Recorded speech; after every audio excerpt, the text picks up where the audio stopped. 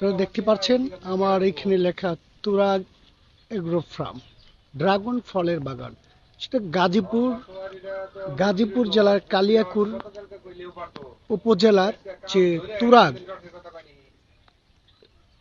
জামালপুর এলাকায় যে Turag agro farm, সেখানে ড্রাগন ফলের চাষ করা হয়। এখানে কিন্তু চারা গাছও কিন্তু বিক্রি করে। আমরা এই ড্রাগন গাছ নিয়েই কিন্তু আপনাদেরকে আজকে ড্রাগনের বাগান দেখাবো।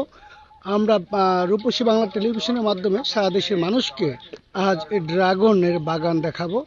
আপনারা আমাদের সাথে থাকুন। আমরা আপনাদেরকে দেখাতে চাই তুরাগ এগ্রো ফার্মের যে ড্রাগন চাষ, সেই ড্রাগন চাষের সবকিছু আমরা আপনাদেরকে দেখাতে চাই। যিনি এখানকার এটার কর্ণধার, তিনি আমাদেরকে তার যে ড্রাগন বাগান সেই বাগানে নিয়ে যাচ্ছেন। আমরা বাগানে গিয়ে তার সাথে কিছু কথা বলবো এবং আপনাদের দর্শক আমরা জানাবো যে এই কালিয়াকৈর উপজেলার যে জামালপুরে যে ড্রাগন চাষ হচ্ছে সেই ড্রাগনের ফল সম্পর্কে বিভিন্ন বিষয়বস্তু নিয়ে আপনাদেরকে আমরা জানাবো এবং দেখাবো। আপনারা দেখতে পাচ্ছেন বিশাল এই যে ড্রাগন বাগান, সেই ড্রাগন বাগান থেকে এখানে কিন্তু শুধু ড্রাগন বাগান বলবো না, এখানে একটা কর্মসংস্থানের বিষয় হয়েছে। এখানে বেশ কিছু কর্মচারীও রয়েছে যাদের কিন্তু কর্মসংস্থানের হয়ে দাঁড়াচ্ছে। এখানে বেশ কিছু লোকের কিন্তু কর্মসংস্থানের সুযোগ হয়েছে। এই যে শুধু যেমন ব্যবসার দিক দিয়েও আমরা দেখেছি যে যেমন সফল একজন ব্যবসায়ী, সেদিকে এলাকার কিছু লোকজনের কিন্তু কর্মসংস্থানের বিষয় আছে। তো এই যে ড্রাগন বাগানটি এখন এই যে অনেক দেখতে পাচ্ছেন যে এই যে ছোট ছোট এই যে ফুলগুলি দেখতে পাচ্ছেন। হ্যাঁ, এই যে দর্শক আপনারা দেখতে পাচ্ছেন যে আমরা আপনাদেরকে রূপসী বাংলা টেলিভিশনের মাধ্যমে আমরা আপনাদেরকে দেখাতে চাচ্ছি যে এই ড্রাগন বাগানের যে সফল ব্যবসায়ী, সেই ব্যবসায়ীর কিন্তু আমরা কিছু কথা শুনবো।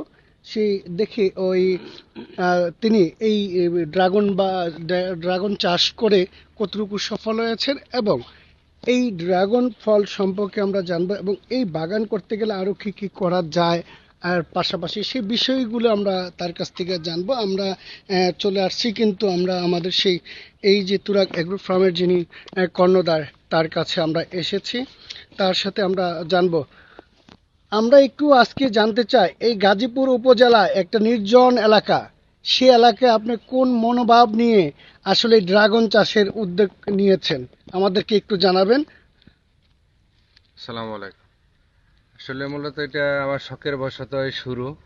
এটা শখ থেকে বাণিজ্যিকভাবে আজকে রূপান্তরিত হয়েছে। 2020 সালের লাস্টের দিক দিয়ে আমরা একটা প্ল্যান করি এখানে কোনো কিছু করা যায় কিনা। জমিটা একদম ফাঁকা পড়েছিল তখন, মানে কিভাবে কিভাবে জানি এটা আসলে শখে থেকে আইসা পড়ছে। এটা আসলে আগের কোনো পরিকল্পনা ছিল না, পরিকল্পনা ছাড়া একদম ইনস্ট্যান্ট আমরা করে ফেলছি আর কি।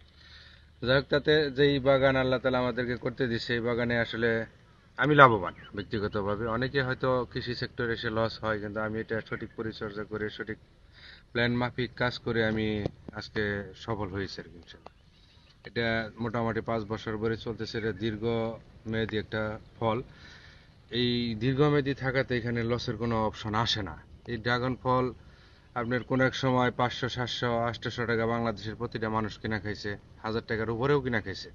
এখন সেটা আমাদের মাধ্যমে দেখেন এখন গরিব মেহনতি মানুষের হাতের নাগালে এসে পড়ছে। এখন সবাই ড্রাগন ফল খাইতে পারে।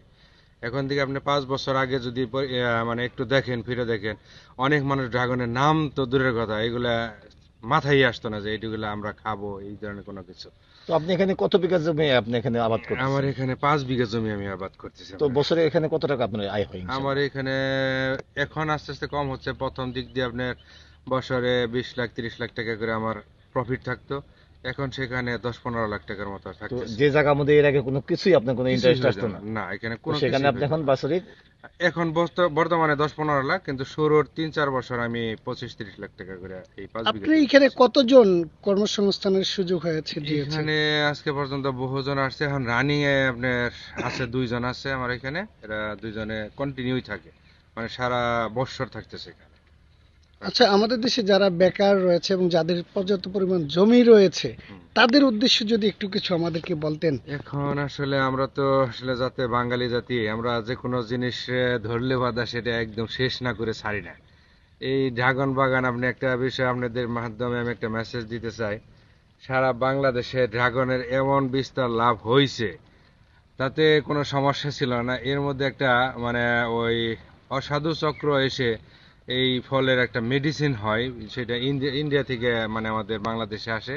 এই মেডিসিন দিয়ে এই বাগানের যে মানে মূল হিসাবটা সেটা নষ্ট করে ফেলছে। আপনি প্রায়শই দেখতে পাবেন নানান বিজ্ঞপ্তিতে, মানে টেলিভিশনের চ্যানেলে কিংবা ওই মিডিয়াতে দেখতে পাবেন একটা টনিক নামের একটা মেডিসিন বেরোইছে। ফলগুলো থাকবে এক সাইডে লাল, এক সাইডে সবুজ, সেইগুলা মানুষের অনেক ক্ষতি। কিন্তু আজকে পর্যন্ত আপনাদের দোয়া আল্লাহর রহমতে আমার এই বাগানে কোনো মেডিসিনের ছোঁয়া আমি এখনো পর্যন্ত পড়তে দেই নাই। মেডিসিন আমি ফলগুলা মূলত আমি এভাবে লোকাল ভাবে যে মানুষ এসে নিয়ে যায়, সেই চাহিদাই মিটাইতে পারি না আমি এখান থেকে। আর অনেকে দেখবেন আড়তে নিয়ে বিক্রি করতেছে, দামেও কমে বিক্রি করে, তারপরে ওদের লাভ কেন? একটা ফল যেখানে আমার 300 গ্রামের বেশি হচ্ছে না সর্বোচ্চ, আর ওরা এক একটা ফল 1 কেজি বানিয়ে বিক্রি করতেছে। সেই হিসেবে ওরা 50 টাকা বিক্রি করলে বা দাও, আর আমার সাথে 3 গুণ লাভবান বেশি হচ্ছে। আমাদের ফলে রূপান্তরিত হবে এই সাইডটা। হ্যাঁ, হ্যাঁ, এই যে পাশে আর একটা ফল যদি একটু দেখায়, দেখেন এটা কিন্তু ফুটে না, এটা একদম সোজা আছে। হ্যাঁ, এটা আজকে রাত্রে এটা ফুটবে, রাত্র 8টার দিকে, 8:30টার দিকে এটা পরাগায়ন হবে, কালকে আবার এটা অটোমেটিকলি বাঁকা হয়ে যাবে। হ্যাঁ, হ্যাঁ, এই জিনিসটা হলো গিয়ে আমাদের ওই যে মানব জীবনের মতো আর কি। এটা ফুলের একটা নাভি বলতে পারে। হ্যাঁ, এটা শুকিয়ে অটোমেটিকলি পড়ে যাবে। হ্যাঁ, এটা হচ্ছে গিয়ে মূল ফলের একটা নাভি। আর ফলটা সেটা এই যে গোড়া থেকে, এই যে গোড়া থেকে। ফুলটা ফুলটা গোড়া থাকে আর হ্যাঁ, ফুলটা গোড়া পড়ে থেকে যায়। ফল, হ্যাঁ। এই ফুলটা কয়দিনের ভিতরে পড়ে যায়? এই ফুলটা আপনার সর্বোচ্চ 3 দিন লাগবে পড়তে। 3 দিন।